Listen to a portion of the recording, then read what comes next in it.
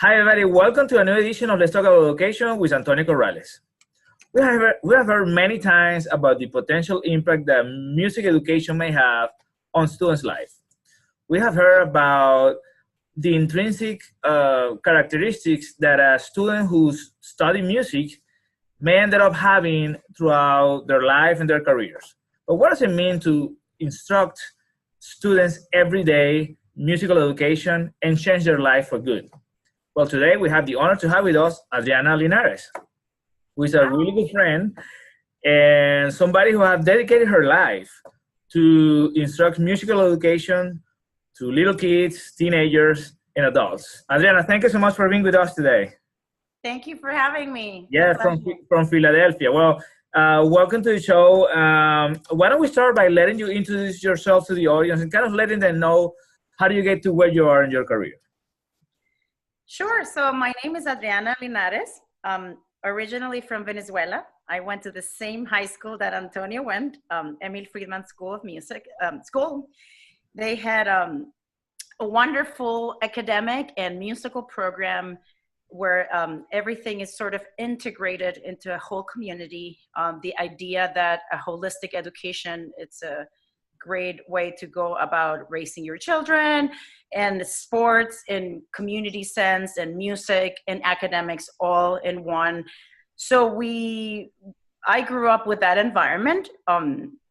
And of course at home and with our culture, music is integrated as part of the culture. You cannot go to a birthday party or a wedding without dancing or singing, or somebody plays an instrument, somebody plays the cuatro or the piano. So music is always integrated as part of your upbringing. So you can imagine, those two put together, plus perhaps some genes or something that I don't know, my parents are not musicians, but so all that sort of led into, to make the story short, led to deciding with the resources that we had at that high school to study music as a career, to devote not just the passion and the hobby as it was when you were a teenager, but choose as a path to make your career, to make a living, to change lives of others, to use it as a vehicle, as we were probably going to get into more in the conversation. And so I came to the United States to pursue that dream, to study music as performance. Mm-hmm. And I went for 2 years of my pre-undergrad, I went to Carnegie Mellon University in Pittsburgh. And then I pursued my whole bachelor's degree at Indiana University in Bloomington. And then I moved to the Philly area to pursue my master's degree and Temple University, and also studied viola with the president of the Curtis Institute of Music. His name is Roberto Diaz. So, most of my career was devoted to performance, but on the way to learning, I also discovered my passion for education. So, we can talk more about it, but that's kind of how I landed here where I am. I've lived in the United States for about 25 years, and I've done all my education here. And, but I still, I make hallacas, which are Venezuelan food, and I listen to a lot of Venezuelan music. My kids speak Spanish. I surround myself with a lot of Latin American people, and I make sure that as much as I love classical music and use that as the main core of musical education as repertoire speaking, I make sure that we always have a tango or a joropo or some Latin music integrated into the musical education that we give. So that's kind of in a nutshell. That is fantastic. How I get, yeah. Well, and you kind of start the conversation by explaining that why you feel so passionate about music, and basically we were forced to love music at the high school that we were. Actually, it's for our viewers, it's a pre-K through 12 magnet school, private school, where we're basically learning music since we were basically born. So that's what Adriana loves music. But let me take back what you said about education, because I found really interesting. why, I was going to ask you, why do you feel passionate about music, but you already answered it. I mean, you basically were born in that environment, but why do you feel so passionate about education? Because that is something that is not necessarily connected to music, um, but you do a lot of work, and we're going to talk a little bit about the work that you do, but where do you feel that the passion about education came from, in your particular case? In my case, like I said, you going to school for performance degree, you're mostly focused on how you're going to make music yourself. And you understand how your instrument works and how you put pieces together and how you belong in an orchestra, how do you play in an ensemble, all that stuff just to kind of give you the core. But once you understand that all that knowledge and all that talent, that capacity, everything that you learned doesn't stay there. And once I started connecting the fact that I could share this, not only share, but I could teach it, kids are getting excited about it. And not only that, but they're wanting to be teachers themselves, or they're wanting to devote this into their lives, into maybe a career. Once I started making that connection and seeing how I could transform the life of an individual, because just by playing an instrument, they felt powerful, confident, secure, like they learned something. They're learning, math because they have to count. They're learning science because they have to understand physics. They're learning art because they're creating. They're learning so much. Once I made that connection that I could actually influence people, children, but mostly the children and the college students that I started to teach, I made that connection and I became passionate and fascinated about that process of transformation. It's pretty much, I would have somebody really shy, really, I don't know, maybe not interested in anything. And they, like I call it, they bite the gusano. How do you say it? The little spark that you make a spark. Yeah. And I was like, wow, there's something really unique about this. And I love seeing transformation. So education was sort of like it fell through the equation. But like I said, it wasn't until I was done with my studies, because you're too occupied trying to learn the art or the science or the topics yourself. But once you understand that you could do something to the outside world, you can impact, you can transform, you can change, you can make people happy. Because honestly, I cannot tell you, once you teach something, you pass it, it's like you get the vibration, the happiness, the feeling of success. I mean, so I think when that connection came and I started seeing results also, ooh, okay, these kids are getting good. When I teach them, they feel better, they do well, they want to go to college, they get into colleges, oh, they get scholarships, oh, they got into this orchestra, oh, they won a prize. Or I was like, okay, this is something, I want to do something with this. So I sort of integrated the performance passion of the art with the education, and now I'm a huge advocate of music education. That is fantastic. Well, kind of following up on that, you're talking about the impact that you make on students by seeing their transformation. But what can you tell the viewers about the impact that you see on students' life once you introduce music in their day-by-day business? I mean, especially when you're dealing with economically disadvantaged students.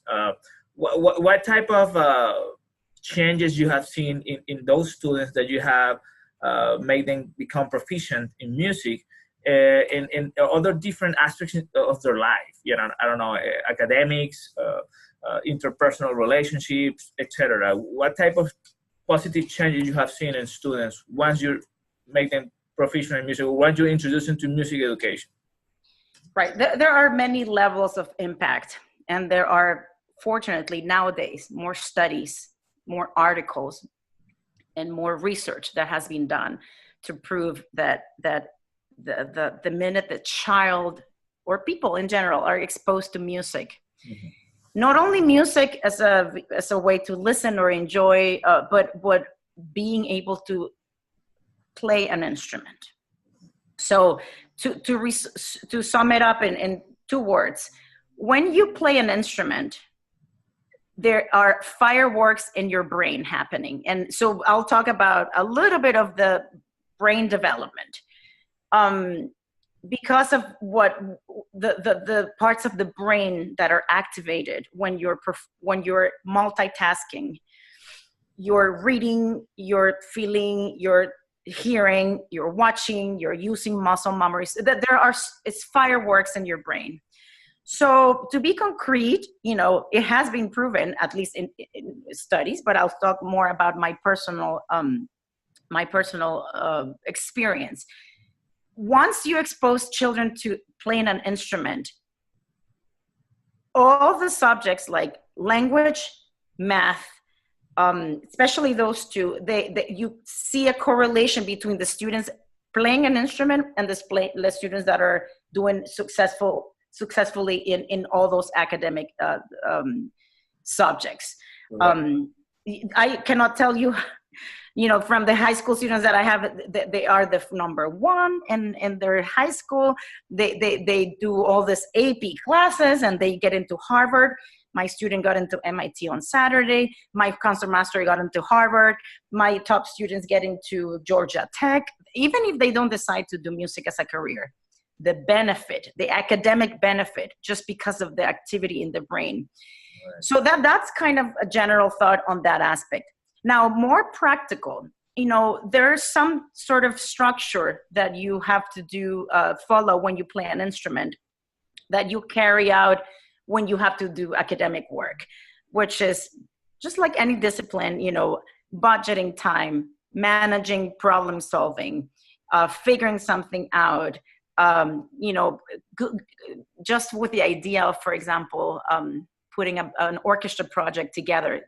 It just works like doing teamwork, like as if you have a project at school, multitasking, so all those practical aspects, they carry. I have many stories of students that have said that, for example, putting a piece of music together with 4 players in a string quartet setup, for example, how that later on applies, they're studying engineering or science or something like that. And so those values of team collaboration, problem solving, really they carry some of those values when they go on to study something completely different or in relation to engineering or mathematical things. So there are, those kind of correlations, and practical values, like I said, like discipline, planning, multitasking, and all that I just mentioned. Now, that's more brain, that's more practical. On the social aspect, there's nothing greater than doing something that you love with others. I've seen children that either are really shy or have like self-esteem problems, or they'll feel excluded.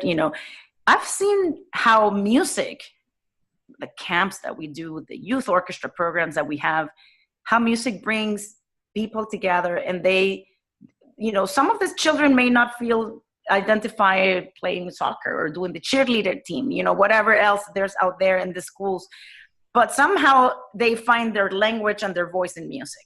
So I've seen how psychologically and socially music also helps these individuals to gain confidence, to feel something that they not only do at home, but they get to do it with their peers. And the idea of, kind of similar to sports, the idea of working in teams, but also towards some sort of result as well. Because we have concerts. I just had a concert yesterday, 2 days ago, my big holiday show. I mean, these kids work so hard, and they see the product, and they see their videos, they see their parents happy.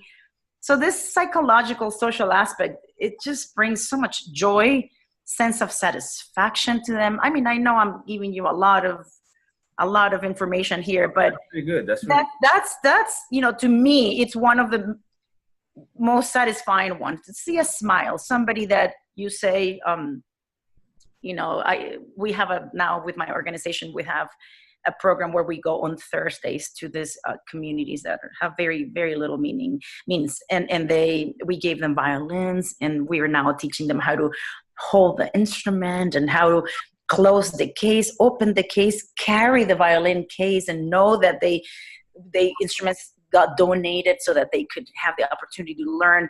I mean, every time I go to that place, for example, they have so much pride that they were chosen to play an instrument, and they are making a sound, and their faces light up when they just get the twinkle twinkle, they get the sound. I just taught them the first 3 notes of Jingle Bells, and like, I mean, immediately these kids feel like they belong somewhere. Somebody is, you know, they're able to do something special. To me, that's one of the most exciting parts about the impact that the music can have in this sort of communities. Now, as far as impact for other groups and people, you know, I've seen people that have come, you know, we have a phenomenal, famous program in Venezuela called El Sistema. I'm sure you're familiarized with it. And they are the biggest advocates of music education in communities. You know, they've been very good about, you know, teaching the world about what music can do at the community level. So basically, Jose Antonio Abreu, the founder of this program, you know, he talks about, I think I'm going to quote something that he says: when you give an instrument to a child, you're not only influencing the child and his personality and his self-confidence, but you also get the whole family involved, and all of a sudden they feel that, you know, that the child is part of something. The little brother wants to play, the grandma attends the concert, the mom feels pride. So it's sort of like a phenomenon that it spreads out. So I mean, I could go on and on about all these benefits, but to be concrete, you know, the brain and the heart, the mind, you know, everything it's involved. And I have to be biased, you know. There's very few things in life that can reunite so many things that can be impacted. And, you know, for that and many other reasons, it's because I'm so passionate about the music as a vehicle and as a way to educate. That's fantastic. That's fantastic. Now, you and I know that millennials are this new generation that basically the entire destiny of the world is in their hands in the next years. But people like you and I, who are educators, and we have a lot of competition nowadays for millennials. We have to compete with Netflix, funds, social media. So my question is, first of all, how do you immerse millennials in musical education with that many competition? What are the best ways to initiate somebody into music when they had never been exposed to it? Well, to be more specific about millennials and how we're competing with phones, for example, I've had, there's an idea cooking in my head about that, because I have found that that has been one of the greatest tools. For example, my son, he's now 21 years old, but when he was 9, he started cello. And I remember how much he was able to access because of his phone. So I know that he got exposed to Yo-Yo Ma, the famous cellist, because of videos on YouTube that he could just watch. And not, so he would watch and listen at, you know, at his fingertips, at his, anytime he wanted. And I know how, because of that access, how much influence. I mean, of course, I'm a musician. He would hear my quartet rehearsing. He did my programs. He attended concerts. There's a bunch of other things. But in one of the booklets that I give my students when they're starting, I say, let's go on this boat together. There are some traditional ways to learn. We cannot deny the one-on-one. This is going to be basic. But I have a little list of what are other ways that are going to make me be a musician or a great student that I can learn and take advantage. And one of them is every day you have a task of going on YouTube, because I know you like YouTube, or going on Instagram, and you're going to find new artists or the ones that I might recommend to you, and you're going to listen to music. And you're going to write down the one artist that you liked, but I know that's on your phone. When I grew up, I only had like 3 CDs, not even, but like tapes. If I had to listen to something that my teacher wanted me to learn, I would have to like buy it or go to a library. I mean, who knows? I would hear it from a live performance. There was no way to have access to this. So we can get on this boat all together and sort of take advantage of how you want to be on your phone. Sure. Listen to a piece of music every day, a concerto, a showpiece, a box suite, whatever you wanted. Tell me which artist it is. And now a lot of artists are now getting on that boat as well and posting fun videos of how you practice and how you be better. So on those terms, I think it's an advantage because there's no excuse. They love being on their phones. Okay. So for listening and watching videos, it's great. It's great. They have access. They can listen. They can enjoy. They can compare artists. We can discuss new artists. It brings, and the other thing is like Instagram and Facebook and all these things that those kids are on. There's a lot of performing artists out there, including my string quartet, who are pretty active on social media. So, they're able to get excited and to get inspired, not only by your own teaching at the classroom or at the private lesson or at the rehearsal, but they go home and they watch some orchestra from Europe that's the same age, or some little 11-year-old who won a big competition. And, and of course I have like Facebook groups and little chat, cell phone chats. And I'm like, oh guys, check this out. So I got on that boat. I'm not going to lie to you. I was against Facebook and Instagram for a while. And then I said, this is my population. I got to get to them somehow. So, I mean, there's also apps. There's a great app that I use for tuning and metronome, like playing in time, and you can record yourself. So a new thing that I'm using now, it's like, okay, you guys love videos. All right. You want to get better? Send me some videos in the middle of the week, because I'm going to see you next week, but you have some competitions for that. Send me videos, send me instant. And so so that's something new. I would have never done that 20 years ago. I know they love going on the camera. Oh, send me pictures of your posture, or look at the picture of you holding the bow. Is this what? And immediately they hear themselves or they listen back on their phone, because I know they love the phone, and now they're hooked. So that's why I'm not going to, of course, publicly go about it right now, but there are some ideas more cooking on those. I love it because you're integrating social media into technology into the way that you reach them out. Now, Adriana, to finalize, what recommendation would you give school administrators and teachers who may be looking at us right now, school superintendents who may be looking to improve their music education programs in their schools? Many public schools have basic music programs, but what about if they want to bring it to the next level? So what type of recommendations would you give those school leaders who wants to, for once, either start their music programs or bring it to the next level in terms of performance for their children? Sure. Okay. For me, it all starts first with how much motivation and excitement you have as a teacher.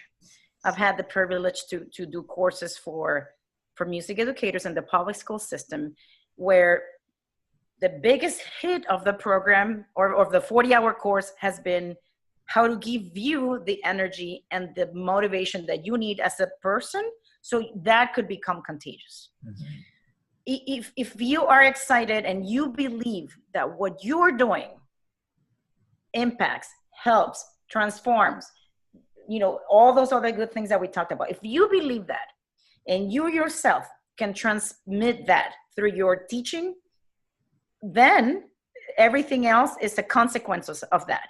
What I have found sometimes is that, you know, we lose the motivation. And as I follow this amazing psychologist from Spain, you know, he talks about how to keep the motivation and how to do it to others. It all starts within you. So if we give ourselves by attending your own professional development courses, by doing workshops, by kind of giving, feeding yourself with it on the internet, you know, in the case of music, lessons, instruction, you know, more new repertoire, new styles, you know, refreshing your, I think this applies in any, you know, field, but in music particularly. So then you'll have like this strength and this excitement within you. Once you have that excitement within you, the next step is to get, of course, your educators, your administrators, and your parents on the same boat. So you have to educate. You have to teach people. You will not believe how much of my time I spend talking to parents or to people that would not think that this is important. But the education begins with you advocating.